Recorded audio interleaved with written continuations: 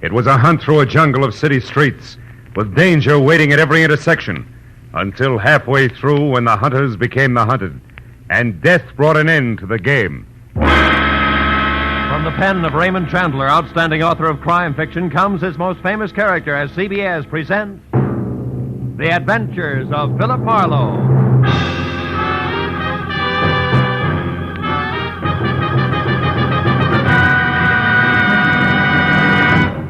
Now, with Gerald Moore, starred as Philip Marlowe, we bring you tonight's exciting story, The Grim Hunters.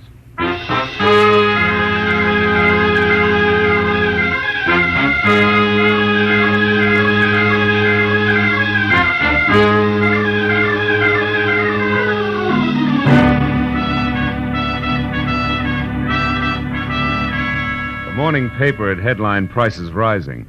My bank statement in the afternoon mail had warned balance falling, and I had wasted the evening on behalf of a client who ran out on me when I tried to collect. All of which added up to the end of the day and me unhappy in my office at 10 p.m., with one hand on my checkbook and the other one raised in almost solemn oath. I, Philip Marlowe, private detective and too often public servant, hereby resolve to one way or another jockey my budget into something close to equilibrium. And from this day Hello. Marlowe speaking. My name is Helen Palmer, Marlowe. I need your help badly. Yeah, but look, I'm up at 8700 Magnolia Terrace in the Hollywood Hills. Now, please, drop whatever you're doing and... No!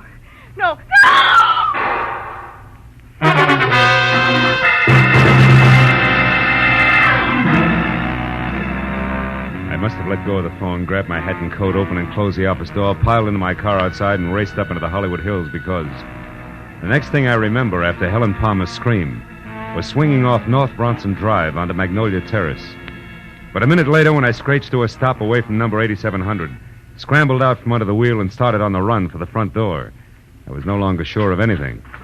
Because the house in question, a stock southern mansion complete with stable boy statue in a gravel driveway, which according to the book should have been as dark and as quiet as the inside of a coffin, was anything else but.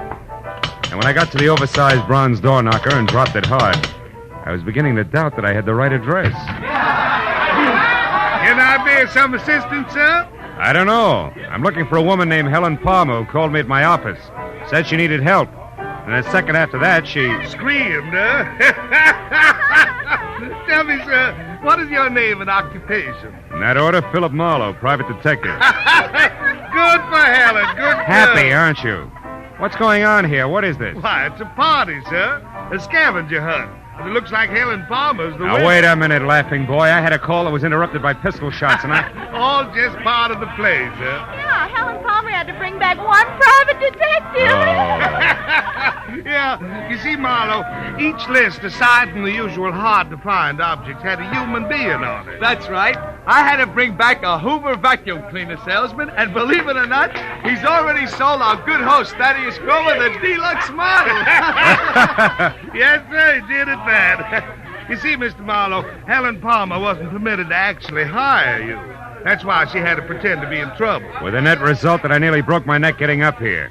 Mr. Grover, where is Miss Palmer? Well, I don't know for sure, Marlowe. She called just a bit ago and said that she only had to catch on to you and one other item and would be back after that. Which makes her the winner, Mr. Marlowe, because none of us did better than half our list. By the by, you don't happen to have the breech lock of a 57-millimeter anti-tank gun with you. At the moment, no. Nor do I have time for scavenger hunters. Not even when they most cordially invite you in for the finest serving of party-style Southern fried chicken imaginable. Come on, Mr. Marlowe. No, I'm sorry. Come on. Well, Come on. It's delicious chicken. Well, okay, the chicken did it. The inside of Thaddeus Grover's house was also a stock southern mansion from a giant cut glass punch bowl. Belonged to my mother, sir, First Lady of Atlanta, Georgia, sir, to a wide and winding colonial staircase. It left you expecting the descent of Scarlett O'Hara at any moment. There was one strange note in the soft southern surroundings. Piled 3 feet high in the middle of the room were the crazy quilt results of the evening scavenger hunt, including a wooden cigar store Indian, a pair of Hickok suspenders from the local fire chief, one red motorcycle, a stuffed owl, a set of antlers, and more. And behind all that, my counterparts, the bring-em-back-alive items from each list. A streetcar conductor in uniform, a waiter bald and under 40, a school teacher red-headed and over 50. But I was the center of attention.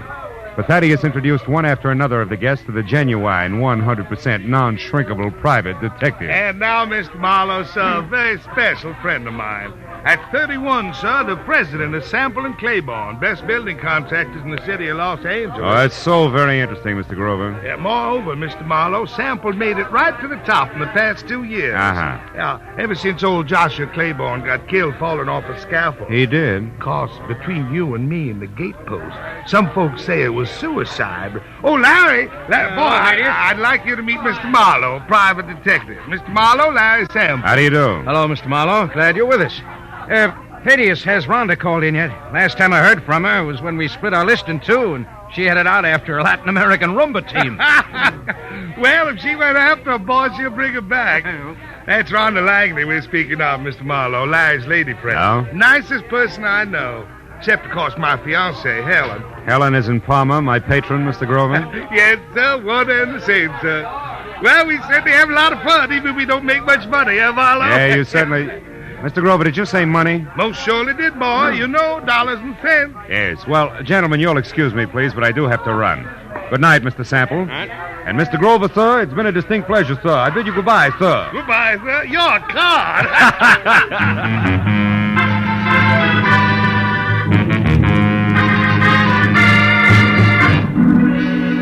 When I got back to my office, which I had left lights on and unlocked, my telephone was ringing.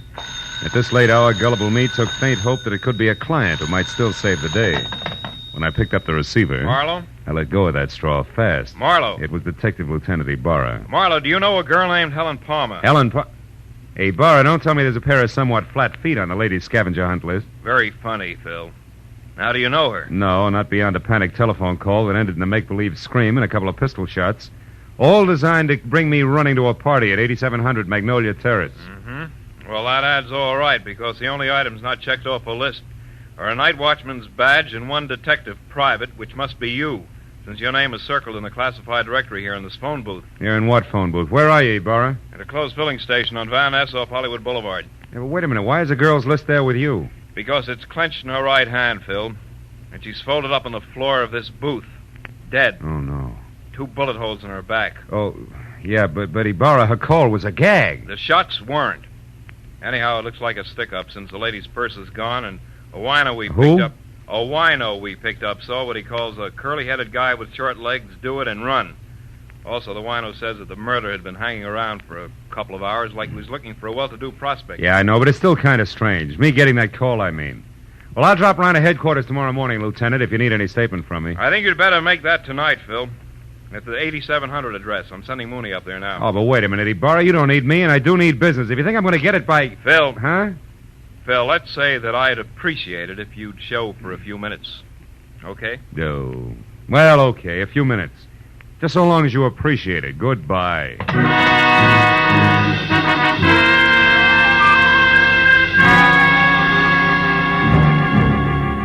Driving back to Magnolia Terrace, I used Detective Lieutenant Ibarra as an oversized whipping boy for the day's disappointments. So when I finally braked to a stop behind a half-parked squad car, which meant that Police Officer Mooney was already on hand, I was about back to normal. But then in the next quick moment, I forgot all about Ibarra because in the shadows ahead, sneaking away from a side entrance to number 8700, and looking as guilty as Lucretia Borgia leaving a corner pharmacy, was a young lady, brunette and beautiful. She hurried directly to a gray Nash parked in the rear and, without looking back, climbed in and took off. Following her had to be more fun than conversation with Mooney.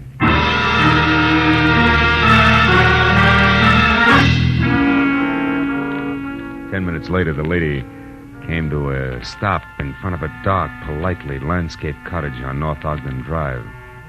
In another 2, she was inside and the light was on. When I got to the front door and leaned against the bell, a card over it said that this could be one Rhonda Langley, Mr. Larry Sample's girlfriend. But that same card also gave another name, Helen Palmer, the lady dead phone booth. I rang again. When the door opened, it was the brunette, still beautiful. Only this time, something had been added. In her right hand, a .45, ugly and pointed straight at my head. What do you want? One straight answer, Miss Langley. Why did you run away from 8700 Magnolia Terrace and a cop with routine questions? Wait a minute. Who are you? How do you know my name? I'm a private detective labeled Philip Marlowe. Item number 8 on the late Miss Palmer's list. And I know about you because I've already been to Thaddeus Grover's party. Now, after you put this gun away, we'll get back to my question. Why'd you run? Come on, talk, lady, now before I yell copper. Well, all right. Come in. Thanks. Mr. Marlowe, I don't think Helen Palmer's murder was any run-of-the-mill robbery. You don't think what? I stayed just long enough to hear the policeman say Helen had been killed. Oh. When I got to your welcome mat, I was greeted with a .45. Talk some more, Miss Langley. Real plain Well, all like, right, huh? give me half a chance, will you? I didn't say anything to the police about this because I don't want to do any damage before I'm sure about a few things. Like what? Like the kind of a mess that Helen was in. Mr. Marlowe, I need help. I've got to know some facts. Please, will you work for me? I'll pay you anything. Well, at this point, let's call anything 25 a day in expenses, huh? What about Helen and the mess you spoke of? How much do you know? Very little. Only that I think Helen was blackmailing somebody. Somebody who was at the party tonight. Like Grover, your boyfriend Larry Sample? I don't know. Oh, you've got to believe me, Mr. Marlowe. Well, all right. For the time being, I will. Now, first of all, how'd you latch onto this blackmail? Well, yesterday morning, I accidentally overheard Helen talking to someone on the telephone. She spoke of a payoff that was to be made at Thaddeus's party. I don't know who she was talking to, but she warned the person not to try anything rash. As in murder? She didn't say. But she did say that she'd already airmailed a letter to her lawyers in San Francisco that would protect her from any harm. And she laughed about the scheduled scavenger hunt and hung up. Mm-hmm. You said nothing to her about this, huh? Well, no, I was afraid... All right, the letter to San Francisco. Did you see her mail it? Well, I mailed it myself earlier in the day, along with one of my own. Mm-hmm. I didn't think about it until after her call, when she pointedly asked me if I'd remembered to mail a letter.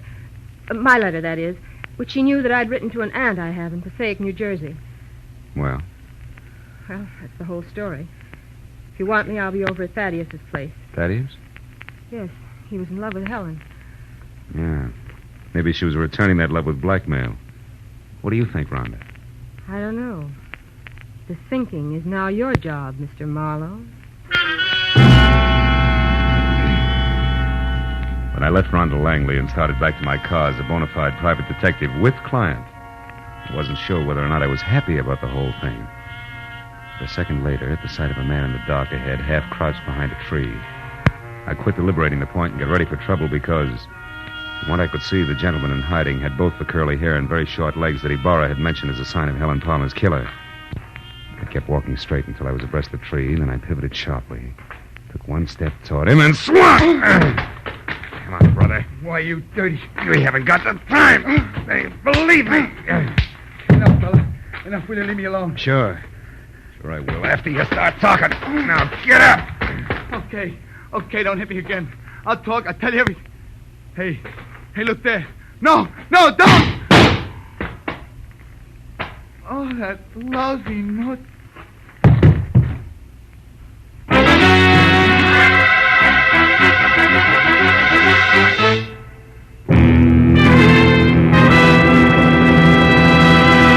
In just a moment, we will return to the second act of The Adventures of Philip Marlowe. But first, you can do a lot of singing for $14,500, so they say.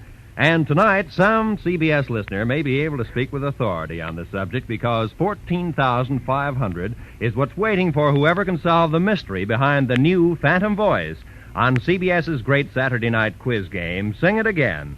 Listeners from coast to coast will be quizzed by telephone about the new Phantom's identity. And they'll also be given a chance to win one of the other famous prizes for solving the riddle songs which feature Sing It Again's hour of Saturday night fun. Here's Sing It Again on most of these same CBS network stations tonight and every Saturday night. Now, with our star, Gerald Moore, we return to the second act of Philip Marlowe and tonight's story, The Grim Hunters.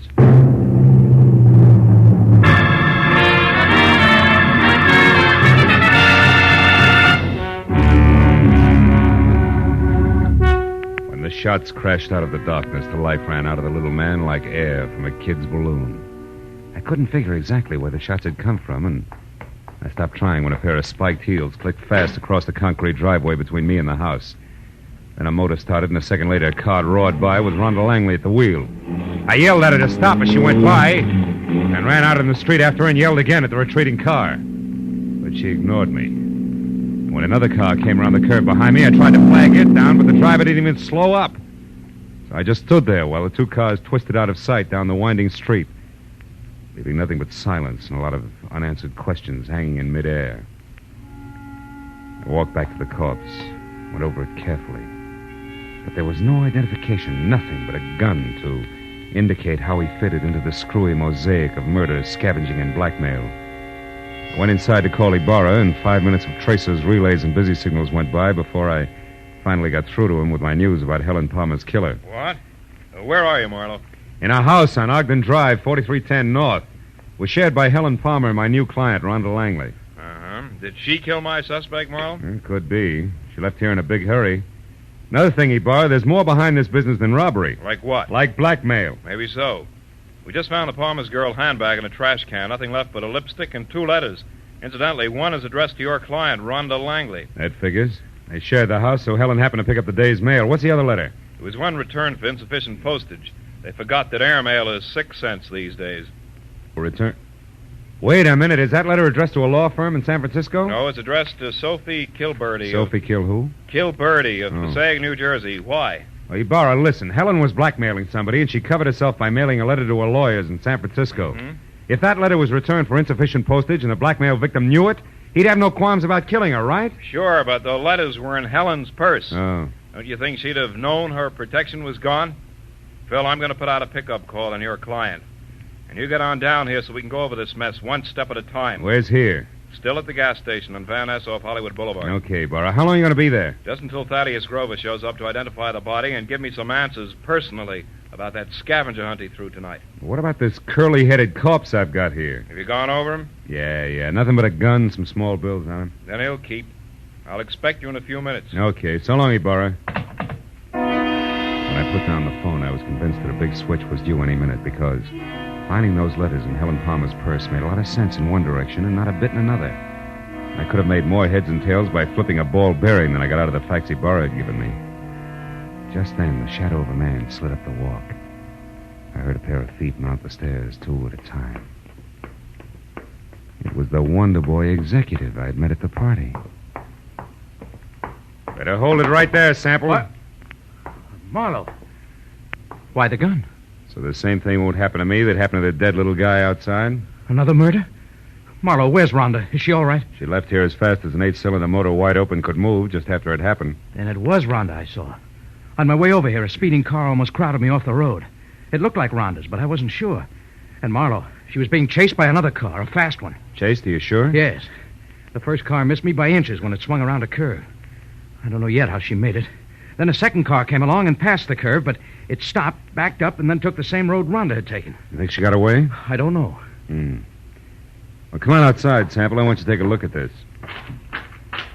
By the way, how long have you known Rhonda? About a year. Mm-hmm. She's a brilliant girl, Marlowe. Came out from the East, and I gave her a job as my secretary. She's more than that now, huh? I'm in love with her, if that's what you mean. Yeah. Oh, here it is. Well, Marlowe, I know this man. That's Nate Murdoch. He used to be a foreman with our firm. He left and went back to Atlanta right after Claiborne's death. Atlanta? Isn't your host Thaddeus Grover from Atlanta? Yes, he is. Oh, brother. When did you see Grover last? Well, the police asked him to go and identify Helen's body. He left the party while the officer was still questioning the rest of us. Yeah, and on the way he could have taken time off to drop by here, kill Murdoch, and make a try for Rhonda, too. Come on, let's get to the phone. But why, Marlowe? Good heavens, Grover's our friend. He and Helen were engaged to be married. All right, so it doesn't make sense. But his fiancée and his short friend from Atlanta are both dead. And Rhonda's burning the tires off a car to keep out of reach. Those are the facts. It'll make sense later. I'll call Grover's place and hurry up. Yes. That's where she intended to go when she left here, to console him, no less. Scavenger hunt my Aunt Minnie. Hello? Hello, is Mr. Grover there? No? Well, has Miss Langley arrived yet? Oh, it's the maid, Marlowe. Mm-hmm. Rhonda had... What's that? She's coming up the walk now? Hold the line a minute, please. She just got there, Marlowe. What'll I tell her? Tell her to leave again. Tell her... No. Where do you live? 4406 Ardmore. All right. Tell her I said for her to wait outside in the back of the house until you can get over there to pick her up. Take her to your place, and I'll pin Grover down. Right. Where are you going now? See Lieutenant Ibarra, and I can get there faster than I can call him on the phone. Good luck, Sample.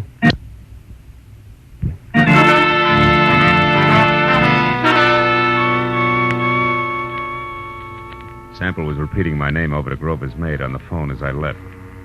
And a few minutes later, at the mobile gas station off Hollywood Boulevard, I found Ibarra looking sardonic in the blinking light from a flying red neon horse above his head as he flipped through a stack of papers on top of an oil drum. It's about time, Marlowe. Where's that client of yours? Now, wait a minute, Ibarra. I had her pegged all wrong. She's a pigeon. Has Thaddeus Grover been here yet? Just left. He's quite a character, that guy. You didn't let him get away alone? Yes, he was... What do you mean, get away? Ibarra, there's a big connection between Thaddeus Grover and Murdoch, the guy who killed Helen. Now, Grover might have hired him for the job, and now he's trying to get Rhonda. Now, Marlowe, how does that figure? It doesn't, but so help me, Ibarra, that's the way it is. Well, Grover was heading for his friend Larry Sample's house, and he left. Happen to know where Sample... Holy smoke, that's exactly where I told Sample to take the girl. 4406 Ardmore. Well, that's great, Marlowe. They'll all be together in one place. I'll pick up the whole crew, and right now. You're going to pick up the pieces, you mean? You think there'll be a showdown? Any minute, Ibarra, it can't miss. Okay, so we'll take some firepower along. Hey, McAuliffe, Gray, let's go. Come on, Phil. Now, look, Ibarra, maybe Sample hasn't gotten home with Rhonda yet. I'll go up to Grover's and try to head them off, okay? Okay, Marlowe. But if you get them before I do, bring them in, and no alibis. I'll see you.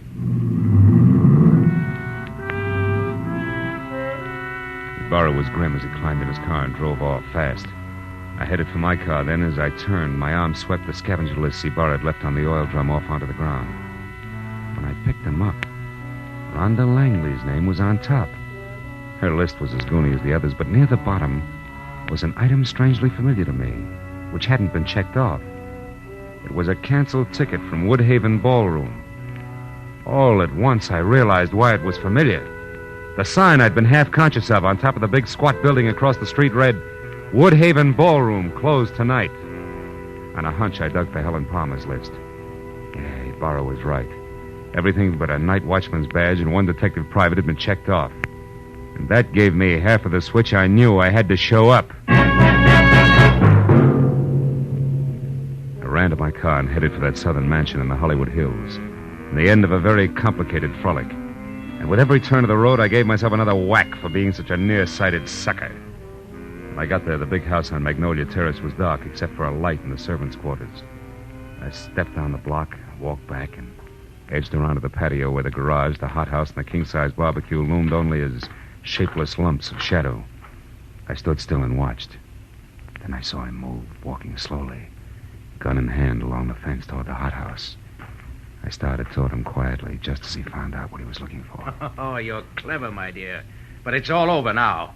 I know you're in there, so come on out with your hands up. Oh, no. You're hanging yourself for murder right now, Larry Sample. I've got all the proof I need. I don't know what good it'll do you, Rhonda. I'll never pay you a cent for it, you blackmailing tramp. I'll kill you first. And that protection letter you wrote to your lawyers was returned, darling. I found it accidentally in Helen's purse tonight at the party. So no one will know. Now, come on out, or I'm going in after you. I wouldn't try that if I were you, Sample. Marlowe's due here any minute now. He called me and told me. That was I, dear. You? I used his name when I talked to the maid. Oh, I should have done this myself in the first place instead of trusting that stupid Murdoch. Are you going to come out of there? No, and I've got a gun. You can't see me, and I know it. But your white dress makes a perfect target, you little fool. Drop it, Sample. Oh. Now let's have that gun. Marlowe, I'm glad you got here. No, he's not dead. Oh. And he won't be, from bullets. Give me your gun, too, huh? Come on. All right. I was too scared to use it anyway. Thanks. Now sit down and shut up. We're going to wait for Lieutenant Ibarra, then you're both going to the pokey. What? But... Listen, you, I don't go for blackmailers, male or female. Even the cute ones are ugly, lady. Very ugly. No, Phil, wait. You've got to understand something. 2 years ago, Larry Sample killed his partner, Joshua Claiborne. I knew it, but I couldn't prove it. So I pretended I could and blackmailed him. Don't you see, if he paid off or tried to kill me, that would be proof of his guilt. And he did, Marlowe. Mm-hmm. Why should you pull a stunt like that? I'm a divorcee, Marlowe. Langley is only my married name. Okay, so what? My maiden name was Claiborne. Claiborne? I'm Josh Claiborne's daughter. Oh. And I can prove that. Is that reason enough? Well, why didn't you level with me instead of labeling Helen a blackmailer? Helen was already dead, and I needed your help desperately. I thought I had to lie to get it. Okay? Yeah. Okay, baby.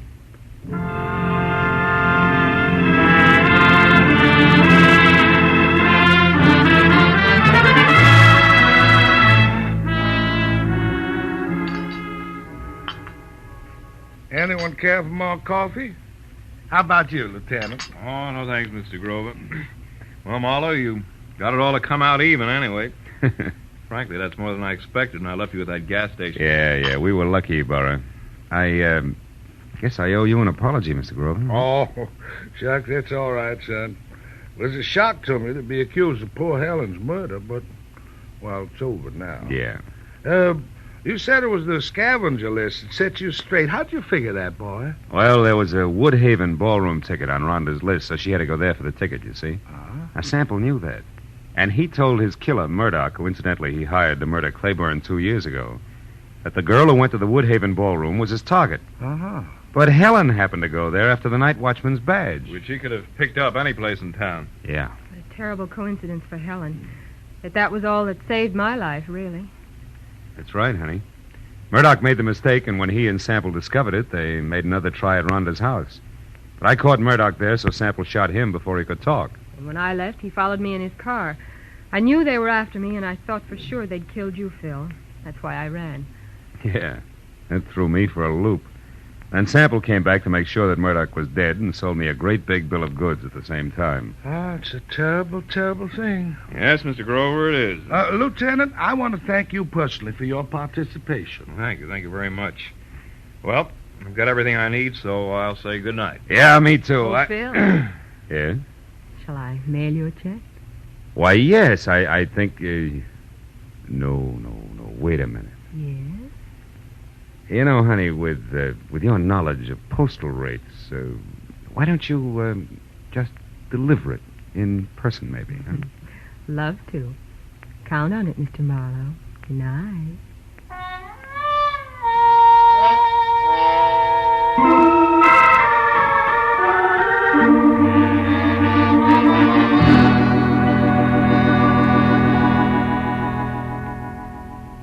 I drove down from the Hollywood Hills with a check warming my wallet and the echo of a soft invitation warming my imagination. You know, that was quite a party at Grover's house. Scavenger hunt. People determined to have a good time even if it killed them. You know what? It did. I know another game. Associations. It goes like this. Grover's party. Rhonda Langley. Rhonda... Date. I wonder if she likes baseball.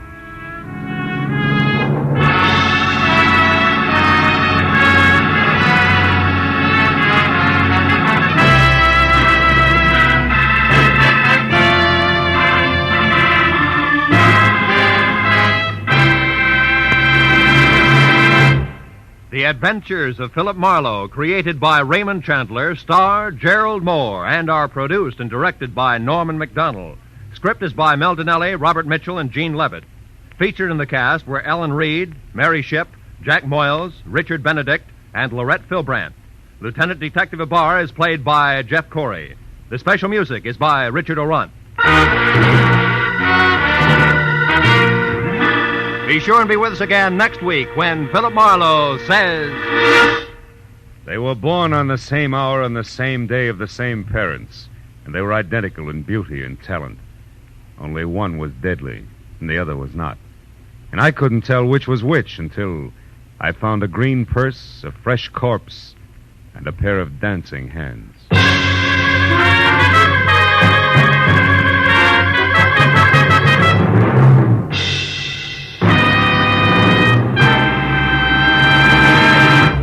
If you happened to miss Jack Benny's hilarious show last week featuring the Ronald Colemans, you missed the laugh treat of the year. But Jack will be back again tomorrow on these same CBS network stations with his entire gang, including Mary Livingston, Phil Harris, Rochester, Dennis Day, Don Wilson, and the Sportsman's Quartet. Invite some friends over. Sit back and enjoy the Jack Benny Show tomorrow. This is Roy Rowan speaking.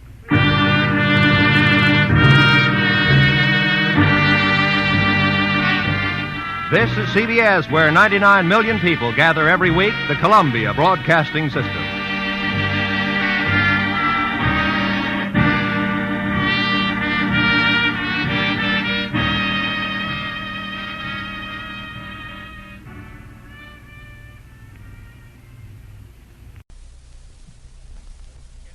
Get this and get it straight. Crime is a sucker's road, and those who travel it wind up in the gut of the prison of the grave. This time an old Spanish woman who cared. A red-headed mink who didn't, and a green suede button beside a corpse. All led me to a wounded man with a gun in his hand, cornered on a warehouse roof. It happened like this. From the pen of Raymond Chandler, outstanding author of crime fiction, comes his most famous character in The Adventures of Philip Marlowe.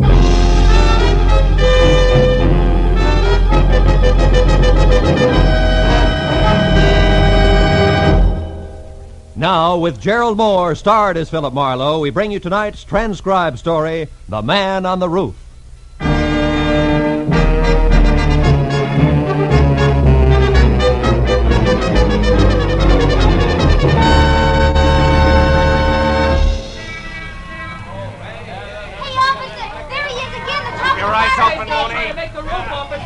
Look, he's bleeding. You got him the last time.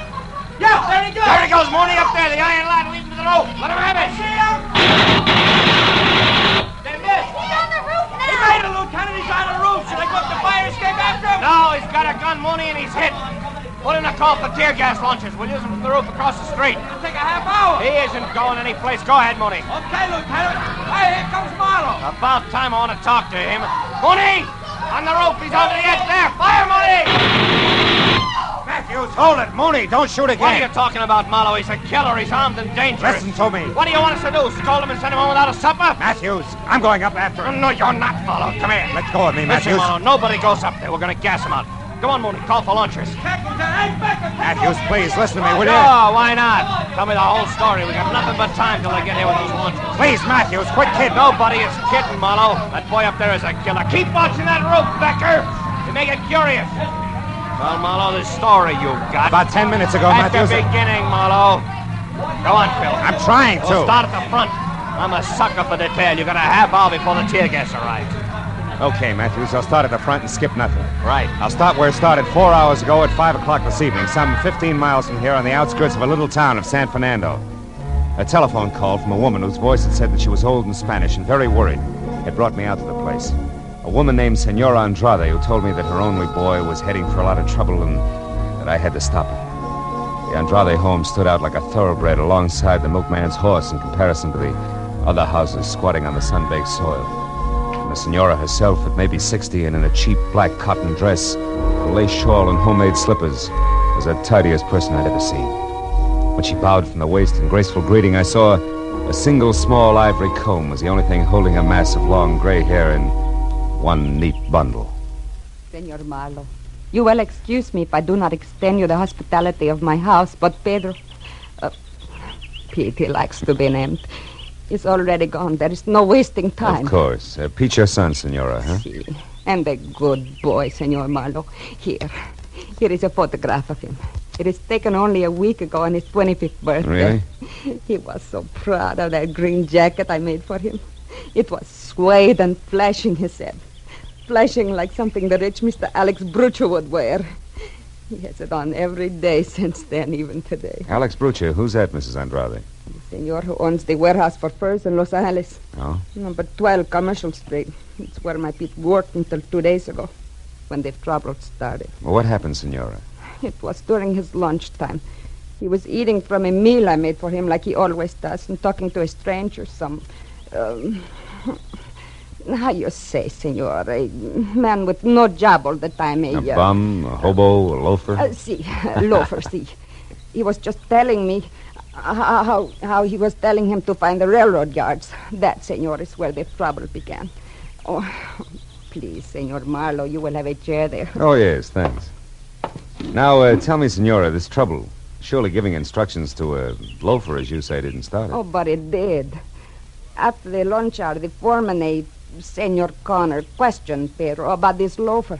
And when my boy said that the man was only asking for the railroad yards, this Senor Connor said he was a liar, that Pedro was giving out information about the shipments of furs, that he was fired, discharged. Just like that? See, senor, after 2 years of good, hard work. You see, Senor Marlowe, Pedro tells me that Senor Alex Brucha has been having his shipments of furs stolen on the road. Hijack? Hijacked. And it is this reason why Pedro is fired. You want me to prove to Mr. Alex Brucha that Pete had nothing to do with this hijacking, huh? Get his job back, is that No, it? no, senor. It is too late. Why too late? Pedro already went down there this morning to do that. Oh. He went and told Senor Connor, the foreman, that he had nothing to do with the hijack. And more. He told him, Senor Marlowe, that he was fired because of Helen Castile. Who's that? The pretty girl who for a short time now works in Senor Brucher's office. Oh. Well, then I don't understand, Senora. This Helen Castile and my boy are falling in love. But Senor Brucher also likes this girl. Oh. What happened when Pete told this to Mr. Brucher? He never did. Before he even got to speak to Senor Brucher, that devil man, Senor Connor, and some other men beat him. Cut his face, blood on his arms, his clothing torn. He came home just before I called to you. Almost dead, Senor. Oh. I'm sorry. Well, how about now? No, Senor Marlowe. Pedro has gone back. Revenge in his heart. That is why you must stop him. Senor, you must bring him home before he kills. Before it is too late. Take it easy. No, Take it easy, Senora. Don't worry. I'm sure I can bring him back. Positive. Oh, gracias, Senor. It's all right. Here, Senor, in this can. I have money. 19, maybe more dollars. Here. You take it. No. Not yet, Mrs. Andrade. I don't think it'll cost that much. We'll see, huh? Goodbye, Senora.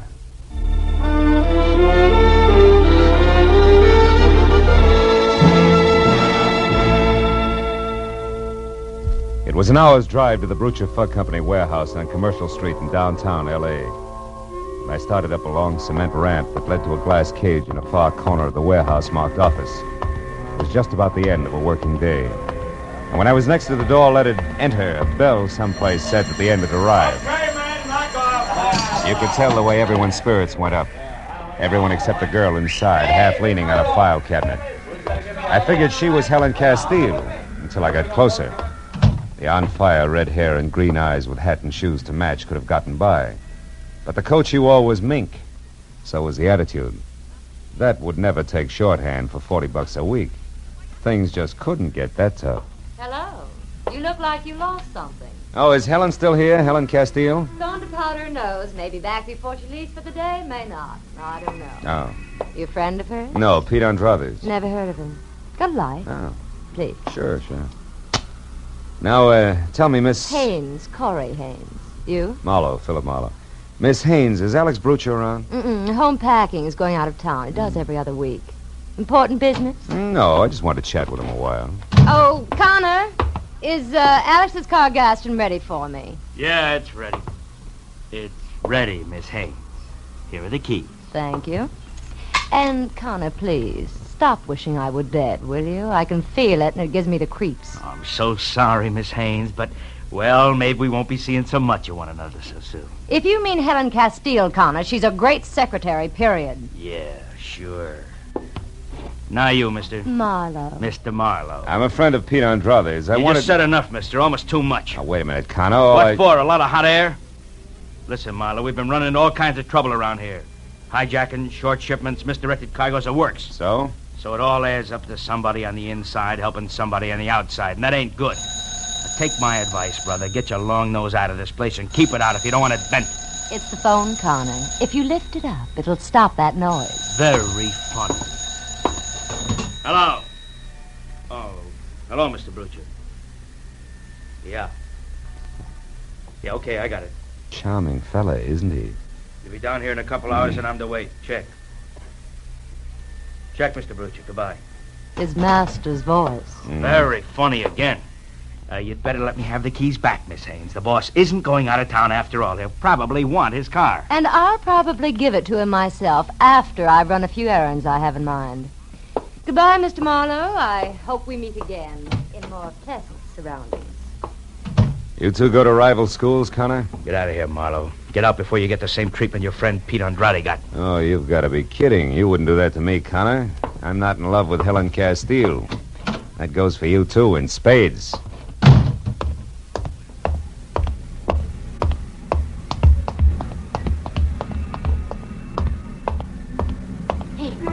Hey, you, Mr. Marlowe. What?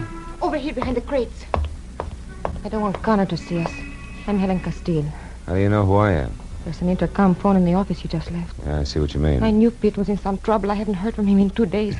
Oh, Mr. Marlowe, what they've done to him is terrible. How do you know about it? Did Pete come to you? No, his mother hired me. I'm a private detective, which, Helen brings up a sharp point. Are you sure you're not playing both sides, baby? Well, you're All right, up... save it. That's all I wanted to know. Well, you want... You mean you just said that to see how I'd act? Well, I had to be sure. After all, you're still working for Alex Brucher. Not anymore. I only stayed on before this because I didn't want Pete to be fired. Oh, Shh. Hold it. I think we've got company. It could be rats. There's some around. Yeah, with and without brass knucks. Now, listen, honey, for everybody's good, I don't want Pete mixing with Alex Brucher. Now, before you get out of here, tell me fast, where does the boss live? 41 West Adams Boulevard. 41 West. Okay, now go. I'll cover you till you clear the place. Go on. All right, my car's across the street. If you need any help later, Mr. Get Marlowe... going. That rat may have friends. Okay. Goodbye, Mr. Marlowe.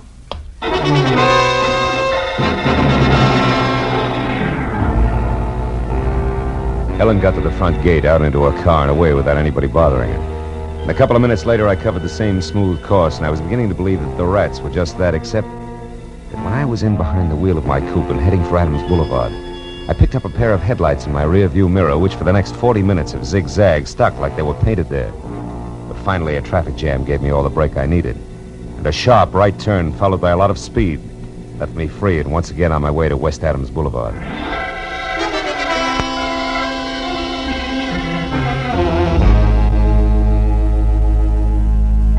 The place was turn-of-the-century stone-block mansion, but the rest of the neighborhood had gone slumming a long time ago. I was about to try the knocker when I noticed a thin slice of pale light that said the front door wasn't closed all the way. I started in, edging toward the sick light that came from a single lamp in what used to be called the library. And then suddenly I saw him. A man in a smoking jacket, lavishly monogrammed A.B., his face beaten raw, his clothing almost shredded, blood clotted thick on the back of his head. He was dead in the corner of the room. Next to the body was a heavy marble lamp base, also bloody. Inches from that, I found something that might as well have been Pete Andrade's calling card. A button made of green suede. I had it in my pocket just before the company spoke up. Don't go for your gun, Marlowe. That'll leave us even. So the kid finally made it, huh? Maybe. Maybe I did it, Connor. Nuts. You just came in, I know. I was waiting outside. When the jerk I had on your trail lost you, I figured I'd better leave the office, but quick. I figured right. But tell me, Marlowe, just so I score 100%, what's your angle? The Andrade kid's mother. And the private detective who was working for her, she was afraid of this. Oh, no. Stop. The sentiment's killing me. I wish something would. Well, let's call the police. Not so fast. What do you mean? And I've already got the rest of my figuring done. About now, the kid should be at his girlfriend Helen's flat. I know where it is, and that's where I'm going. You see, Marlowe, I want to be a hero. I want to bring the kid in. Understand? Oh, sure. Real easy. You want to bring him in dead. That way nobody even mentions the beating you gave him on Brucher's orders. Because he wouldn't stay away from Helen. That way you're clean. Exactly. Clean as a whistle. Except for you and your big mouth. Now stand still, Peeper. I want to whisper something in your ear.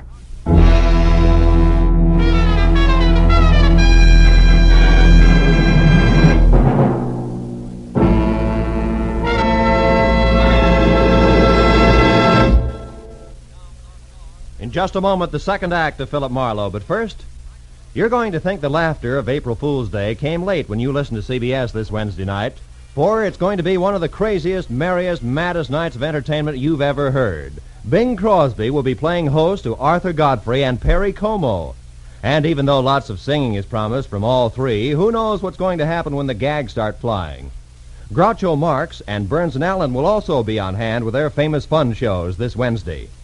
These great stars will be here on most of these same CBS stations. Burns and Allen, Groucho Marx, and Arthur Godfrey and Perry Como as Bing Crosby's guests.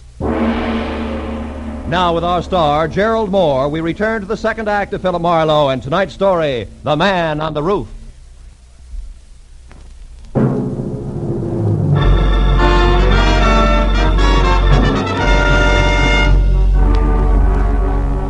Connor started toward me with a .38 wrapped in his thick fist. I figured I'd better do something about him and do it fast. I waited until he walked around Brucher's body on the floor and it was out of his line of vision, then I pointed at it. Connor, look, he's moving. What's that? Hey! An old trick, sucker. Now let's throw your gun out of the conversation. We'll start over. Come on, get up. Get your hands up. Get them off, you crummy. Look, Heavy, I'm going to get an answer out of you one way or another. Make it easy on yourself. Now get up. I said get up. All right. All right, Wise. You win this round. That's better. What do you want to know? Helen Castile's address. She's got her room. Number 4, 3200 Crenshaw. Thanks. So long, muscles.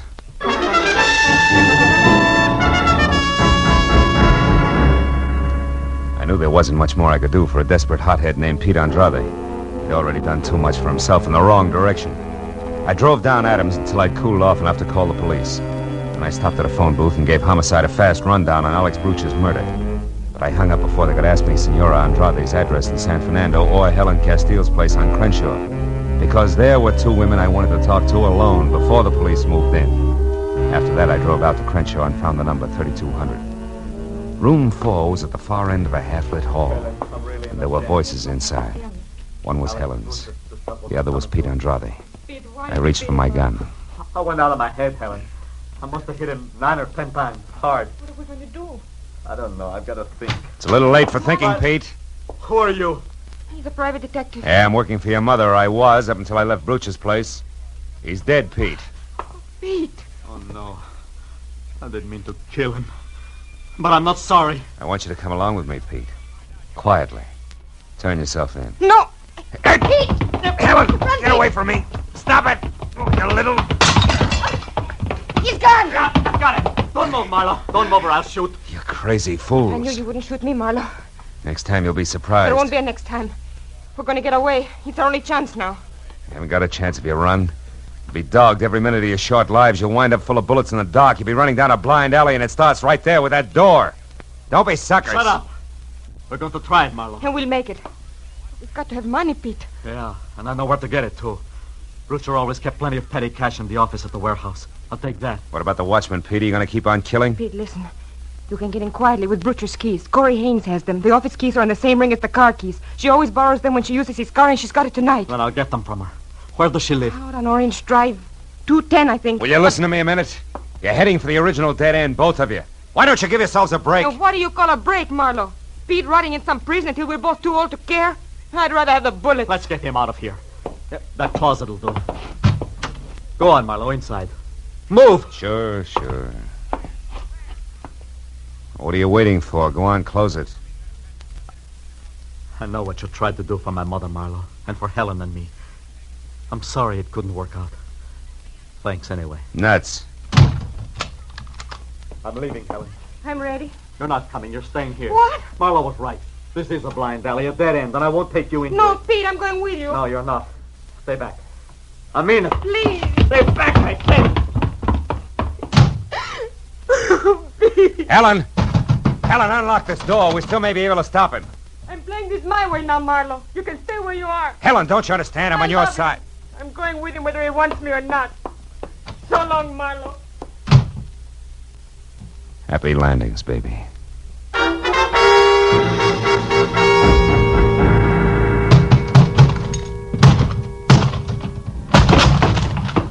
The lock on the closet door gave up before I did, but only because it was older by several years. I got out of the house and kept ahead of the speed limit all the way to Orange Drive and figured for what it was worth that I'd cut Pete's lead down to a scant 10 minutes. I parked in front of a Spud Nut coffee shop on the corner and walked down to 210. By the time I got within knocking distance of Corey Haynes' front door, I could see that the only light in the place was spilling out of the sunken double garage that housed the new gray Nash.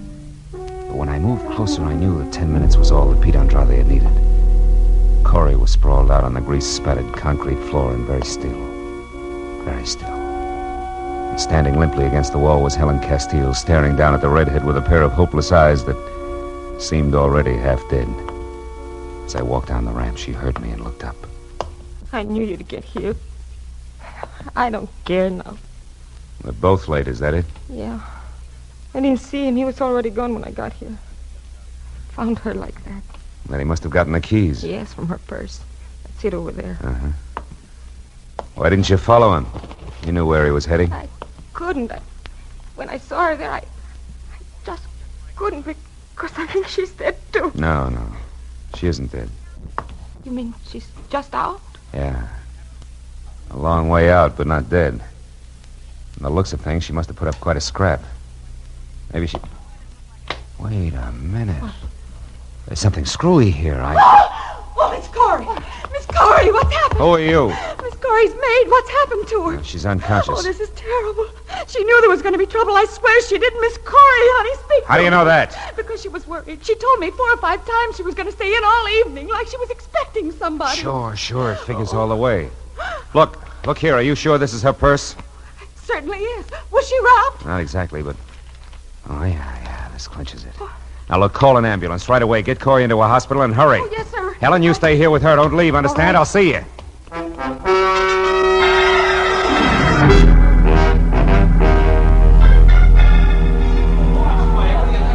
And that's it, Matthews. That's why I broke a few speed laws getting from Corey's garage down here to the warehouse.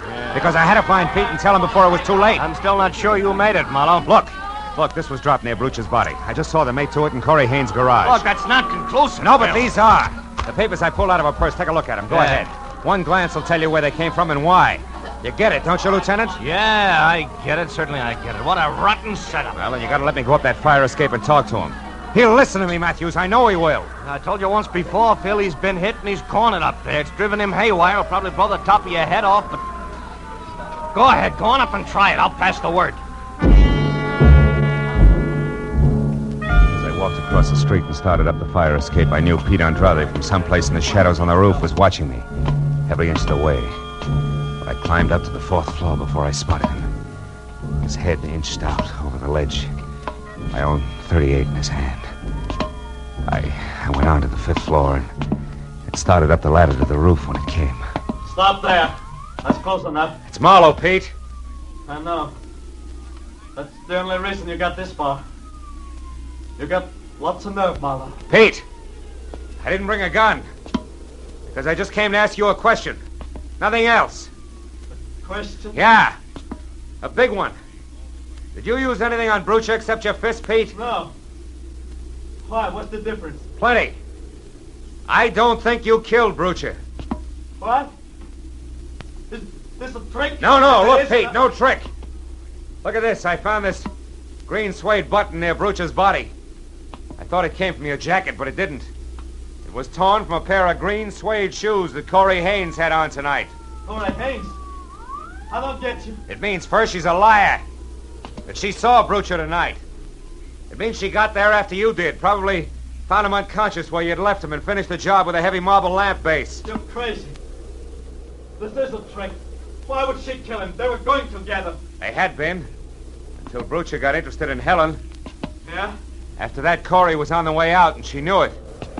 She decided to get all she could out of him while she had the chance. Go on. Every time she borrowed his car, she used the keys to get into the office, steal information out of the files, and sell it. She was the informer. That dame.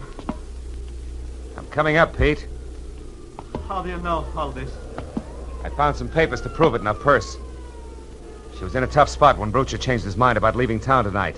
Yeah? She had to get the papers back in the files or Brucha would discover they were missing. But Connor staying in the office prevented it. So she was trapped. I see. When she saw a chance to kill Brucha and have you blamed for it, she grabbed at it. Are you convinced, kid? I almost shot you, Marlowe. Why did you take such a risk and climb up here? Because your mother has some ideas that I wouldn't like to see her lose, Pete. Also, I wanted my gun back. Well, do I get it? Yeah. You bet. Here. And thanks, Marlowe. I feel so good now. I guess I can. I know just how you feel, kid. I don't climb fire escapes like this every night. Believe me.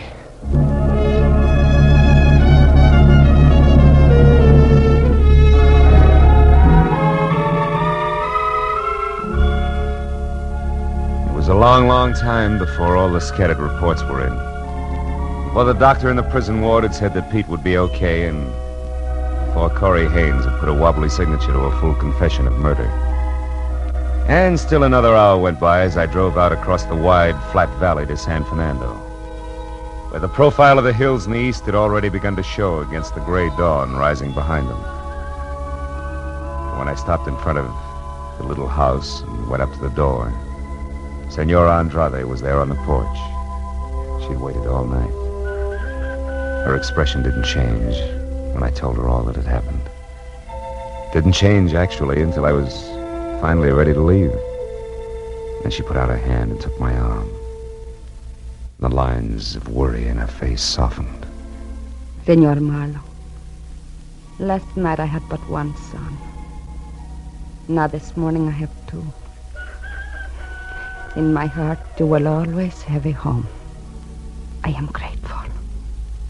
Gracias. She was most welcome.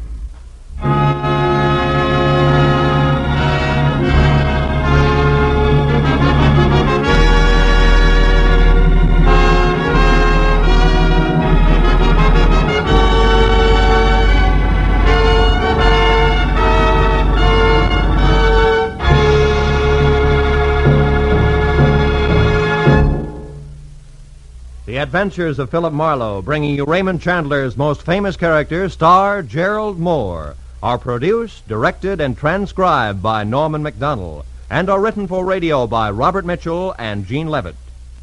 Gerald Moore may currently be seen starring in Republic's The Blonde Bandit.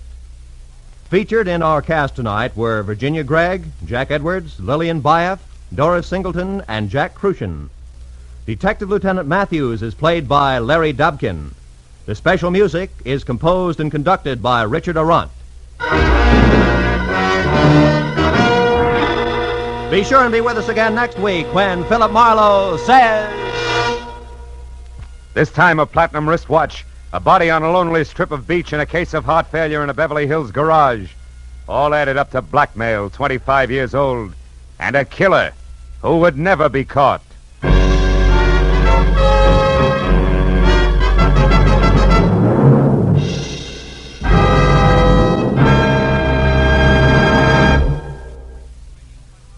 CBS invites you to hear one of the great ad-libbers in show business, Groucho Marx, every Wednesday night on most of these same CBS stations. Groucho's show, You Bet Your Life, finds the master throwing quips and questions at oddly assorted pairs of contestants. And it's fast, merry, and bright. So, remember, be listening this Wednesday, won't you?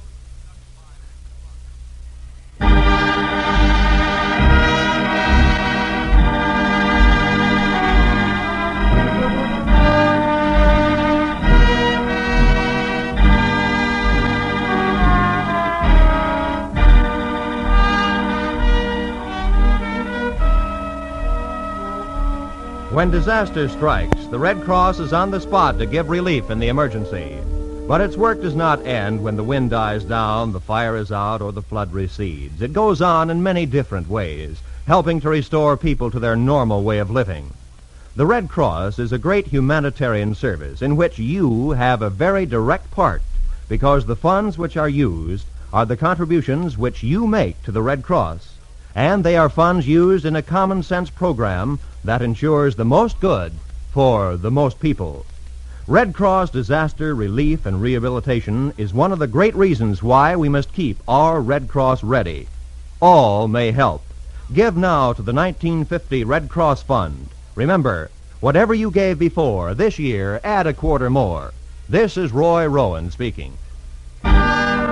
Now stay tuned for Pursuit, which follows immediately over most of these same CBS stations. This is CBS, the Columbia Broadcasting System.